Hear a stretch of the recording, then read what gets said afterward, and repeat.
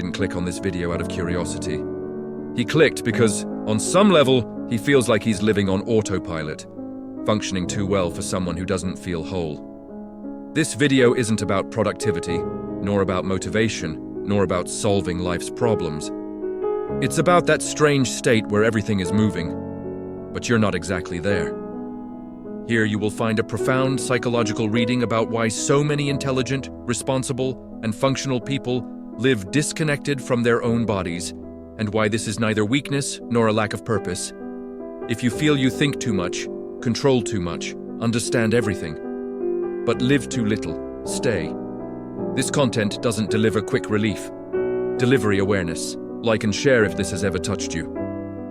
You wake up before the alarm clock finishes ringing. The body almost rises on its own. The movements happen without being chosen. To brush your teeth, reply to messages, organize your day in your head, while your body simply follows along. Everything works, thing. You spend the morning sorting things out. Deliver what needs to be delivered. Speak to the people you need to speak to. Laugh when they expect you to laugh. Nothing is exactly wrong. Nothing gets out of control. And yet there is a strange feeling of being behind schedule. As if you arrived after yourself, the body is present, but it is not inhabited. They execute. He does not participate. You notice it in the small details. In a meal that ends without you remembering the taste. In the bathroom, a space becomes one for thought, not for mere presence. A day that passes entirely without leaving a physical mark. The mind is always switched on. Anticipating, organizing, reviewing scenes that haven't even happened yet. Thinking has become a reflex. Stopping seems reckless. You don't feel sad. He doesn't feel well either. It's an intermediate state that's difficult to explain. It works, but it doesn't vibrate. People say you can handle it, which is centered, that which is stable, and perhaps that's true. But stability is not the same as being alive. And the body knows this, even when you don't listen. There is a kind of tiredness that doesn't come from an excess of tasks. It comes from the absence of contact. You lie down at the end of the day, and your mind is still awake. Plan, evaluate, corrected. The body lies there, forgotten, as if it were merely a support for the head. Nothing hurts enough to stop everything. Nothing attracts enough attention to turn into a crisis. But something weighs. A subtle feeling that life is happening on the other side of a pane of glass that is too thin to break, yet thick enough to prevent you from touching what is alive. You follow. It works. Delivery. And without realizing it, he begins to get used to the idea of being connected all the time, without actually being inside. You start to realize it's not a distraction, not even laziness, not a lack of purpose. It's something else entirely. You live as if you were watching. He follows the routine while observing from the outside. He manages his own life with the same detachment he would use to analyze someone else's. Functioning has become part of our identity, and that comes at a cost. When everything is done correctly, but nothing is felt, a void remains that is difficult to name. It's not open sadness, it's not explicit pain, it is absence. You go through experiences without being experienced by them. The days go by in an organized way, but not embodied. Nothing stays in the body long enough to become a living memory. You understand what's happening to you. Can you explain it? He knows how to provide context. But understanding doesn't restore presence. There is a stark difference between experiencing something and merely knowing that you experienced it. And you know everything. You just don't feel it. The efficiency with which you manage life hides something deeper. Your life is being managed, not lived. You respond to the demands. It meets expectations. It keeps working. But he's not there when that happens. The body participates as an extra. The head takes center stage. And gradually this becomes normal. You start calling it maturity, self-control, as an adult. But there is a silent price to pay for this functional version of oneself. The feeling that something essential is always happening without you being present. You don't feel lost. It feels distant. Distant from one's own reactions, distant from the impact of things, distant from the direct experience of existing. Functioning well is not synonymous with being whole. And the more pride you take in your own efficiency, the less room there is to notice what you've fallen behind in. You live. But as a spectator, And perhaps the most uncomfortable question isn't, what's missing in my life? But another one, simpler and harder. Where exactly did you get lost while learning to manage everything? At some point, feeling ceased to be neutral. It became a threat. It didn't have to be a big event. It doesn't have to have been something you would call traumatic today. But the body learned. She learned that feeling too much was disruptive. What emotion brought consequences? Being present meant costing something you couldn't afford in that context.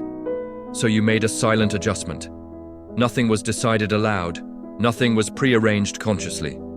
The head took over, the body was placed in storage. Thinking has become a form of protection. Analysis has become a refuge.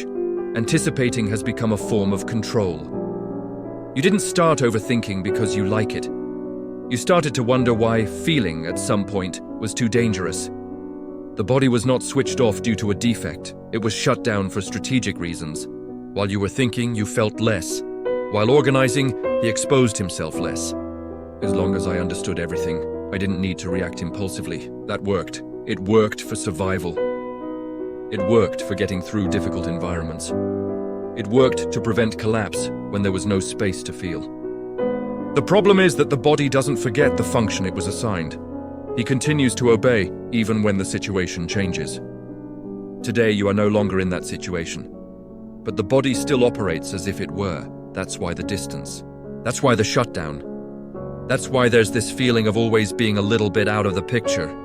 You live in a state of constant vigilance. Look before entering. Think before you feel. Decide before listening to your body. This is not classic anxiety. It's monitoring. You monitor the environment. It monitors people. Monitor yourself.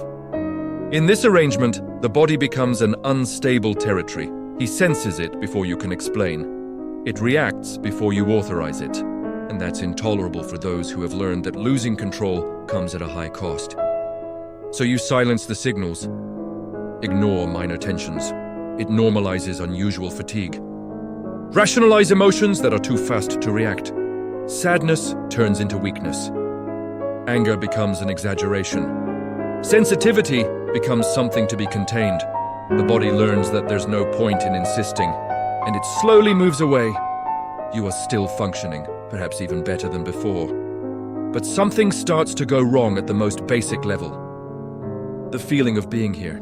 You can touch things without actually touching them, listen without really hearing, choose without feeling the weight of the choice. Thinking has become anesthesia, and the anesthesia, which once saved lives, now exacts the price of keeping you alive, but distant. You notice this in the middle of conversations. He is there, listening, responding, participating.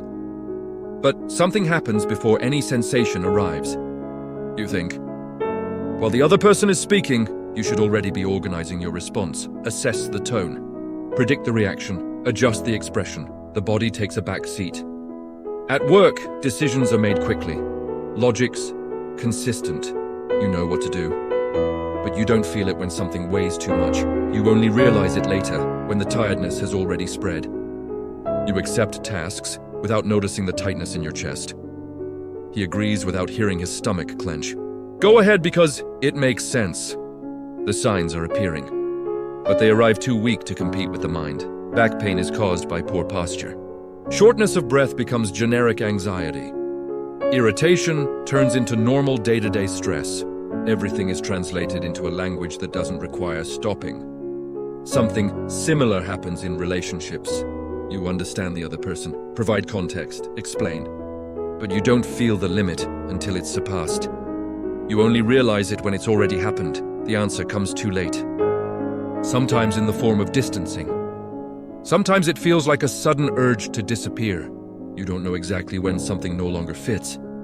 Because I wasn't in my body when it happened. Choices are made from the head outwards. The body simply follows along, trying to adapt. You pride yourself on clarity of rationality, the ability to not get carried away. But this same ability prevents you from realizing the impact of things at the moment they happen. Nothing seems serious in isolation. It's the accumulation that weighs heavily. Days when you function too well, without stumbling, without excesses, and yet he ends up exhausted without knowing exactly why. Because the body did not participate, it was crossed. He was physically present, but absent in the experience. And living like this creates a constant lag between what happens and what is felt. You react later. You'll understand later. Sit down later. When you feel it, there's no longer time to respond at the right moment.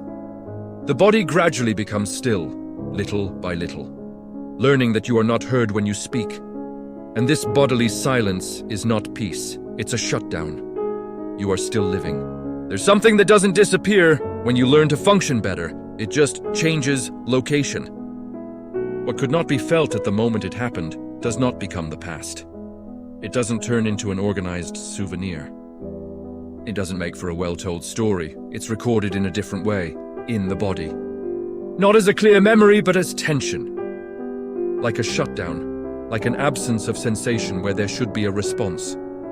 It is at this point that Bessel Van der Kolk's reading cuts off carelessly, not as a comforting theory, but as a harsh observation. For him, the body retains what the mind tried to manage too early. The dangerous feeling it once had doesn't disappear just because it was understood. It remains active outside of language. You can find out exactly what happened. Can you explain? Can you provide some context? And yet the body continues to react as if something is happening. Because he doesn't respond to the narrative, it responds to the experiment that could not be completed. What was interrupted in the feeling process cannot be organized later. He is suspended, no beginning, endless. That's why the body moves away, not out of weakness, for protection. He learns that feeling didn't lead to support, but to a cost. Then shut up, he's leaving. It remains functional but distant. Bodily silence is not forgetfulness, it's about restraint. And the more you try to solve it by thinking, the more you reinforce the mechanism that created it. Because it was precisely the excess of mind that entered when the body needed to leave.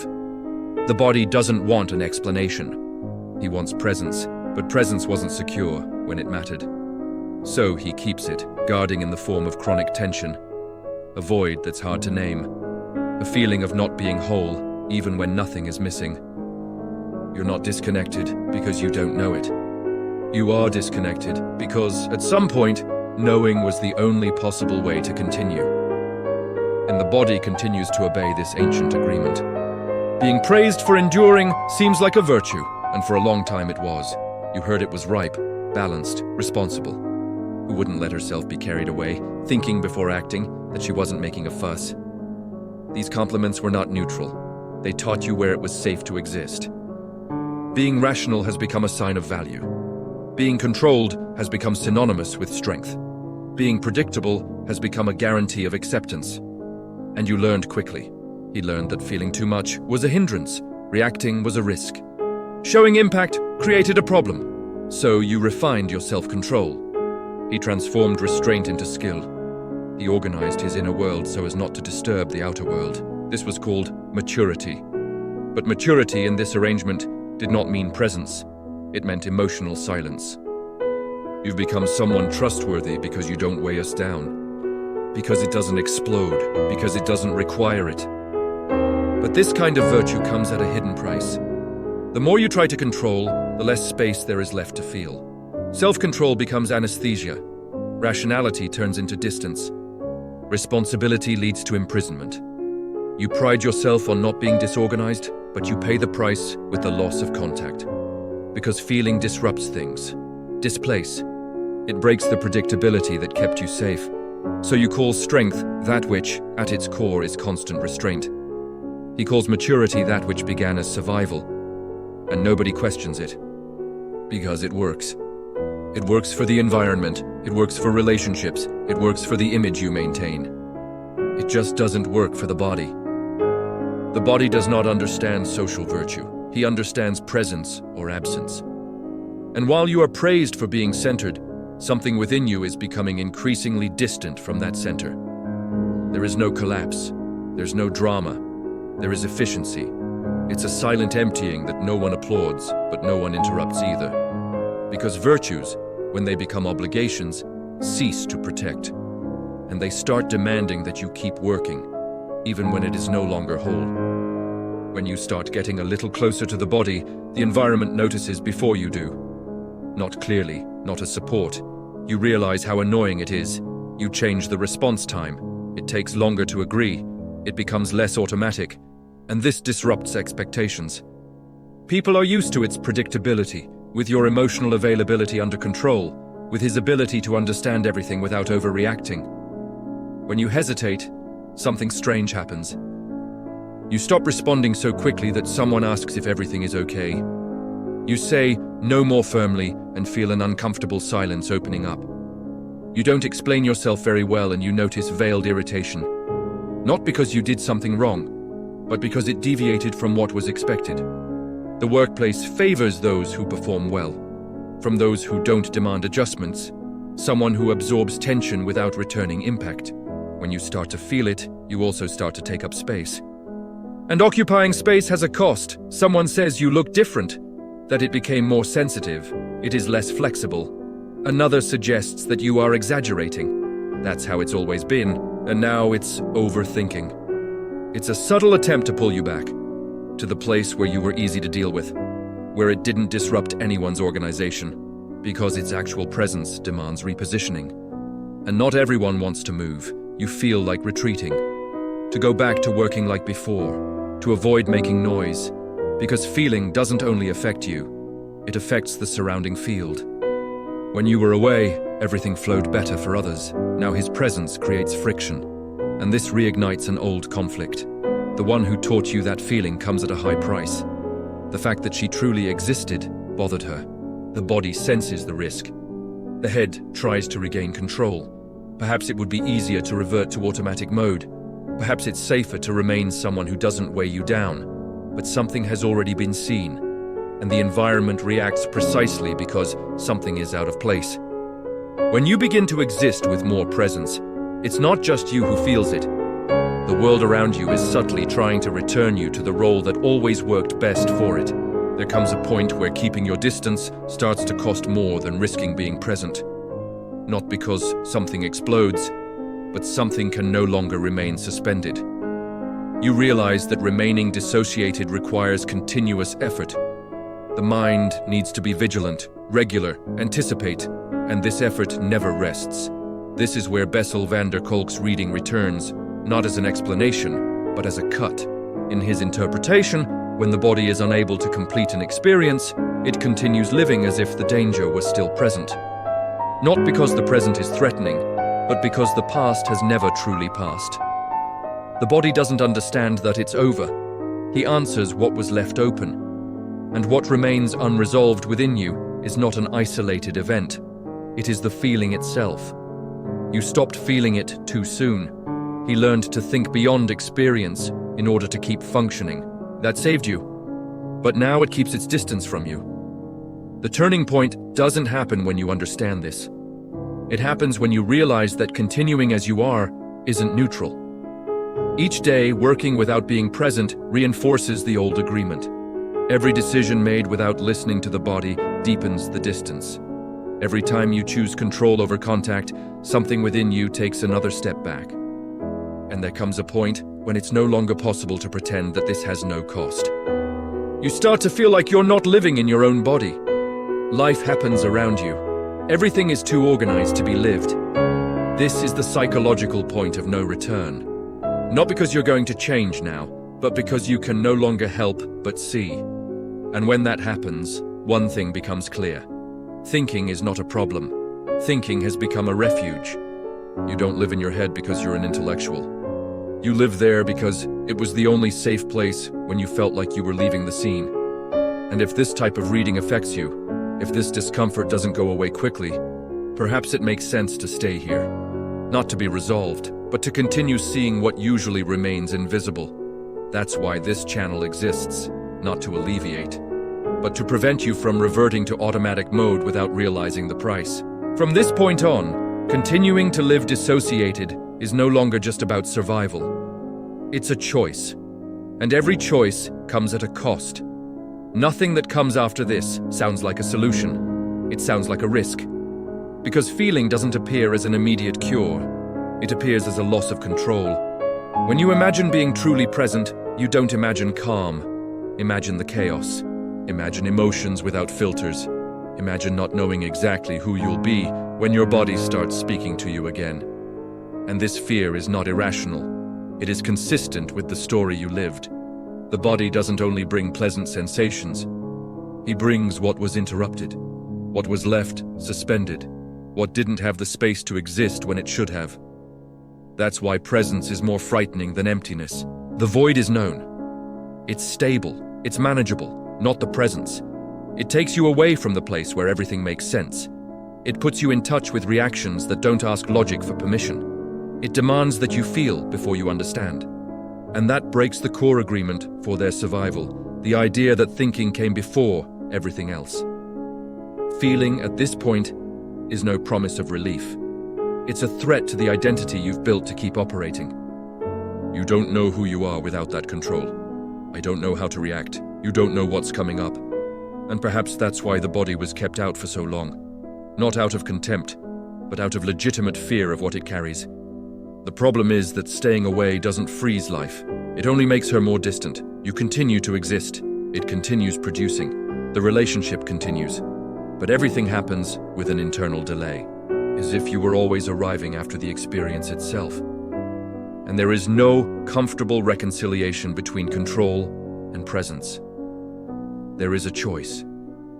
Either you continue living in a place where everything is predictable, knowing that the price is not feeling whole. Either you accept that being in the body implies risk, instability, and the loss of the advantage that kept you safe for so long. This cannot be resolved. It is supported. Because feeling isn't about organizing your life.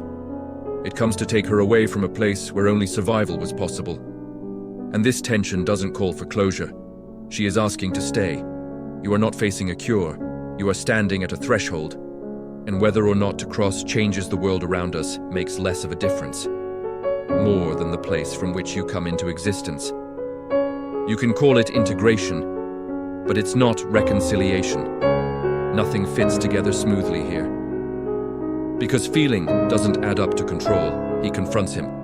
When the body starts to return, it doesn't ask for permission. It disrupts the rhythm you use to maintain stability. It disrupts priorities, change the time. You realize you can no longer make decisions solely based on your head.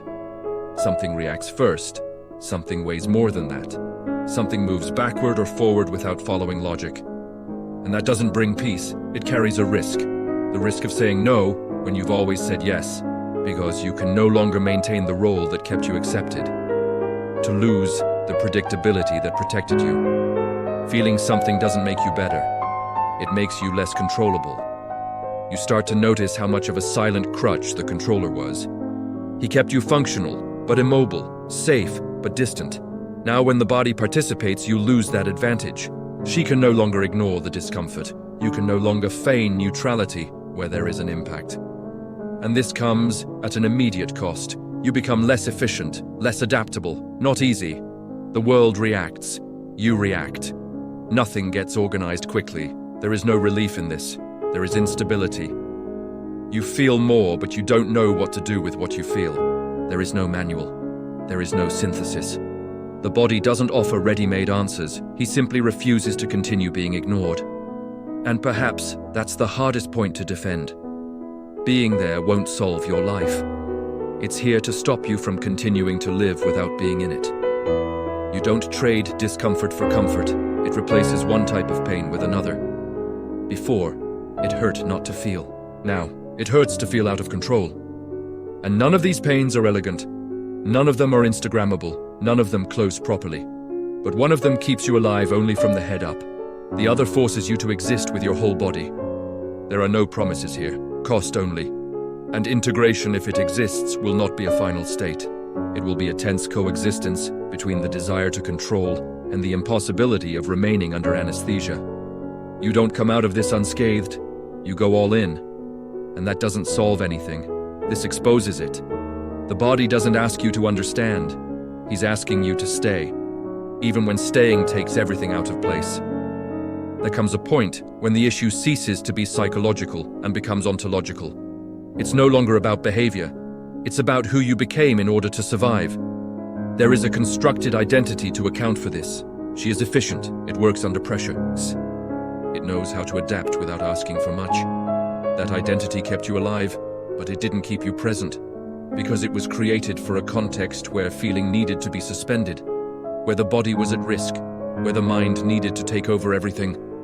The problem is that this identity continued to operate when the context changed, and now she occupies the entire space. You're not dissociated from time to time. You live from that distance. And that is not a moral failing. It's an implicit contract that you signed when there was no better choice. However, older contracts incur charges when they continue to be automatically renewed. The cost is not visible. It's existential. You exist as a function, like paper, like someone who provides support, but who feels it? Who reacts in real time, in the moment, who occupies the body while things are happening. Perhaps this is where the tone of the question changes, not how to improve this, but who did I have to stop being in order to stay alive? That's the kind of question that can't be answered. She moves. If you're still here reading this kind of thing, it's not because you want a solution. It's because something inside you no longer accepts remaining numb without knowing the price. That's why this space exists. Not to organize the experience, but to prevent you from reverting to autopilot without realizing the psychological cost of continuing as you are. And when that discomfort doesn't go away quickly, when it persists, perhaps it makes sense to keep monitoring it, not as a promise, as a form of vigilance against one's own dissociation. This same conflict runs through the book The Forgotten Agreement, by author Luciana Santos, mentioned in the pinned comment, not as an answer, as a byproduct of the same cutting. Because, in the end, the question isn't whether there's still time, it's another one. Are you willing to change the identity that has kept you safe? Through the possibility of existing whole, knowing that this could cost you everything that keeps you going today? If this question resonates with you, don't answer it now. Write in the comments what she displaced, and observe. Because once you see it, continuing to live as a spectator of your own life is no longer a distraction. It's a choice.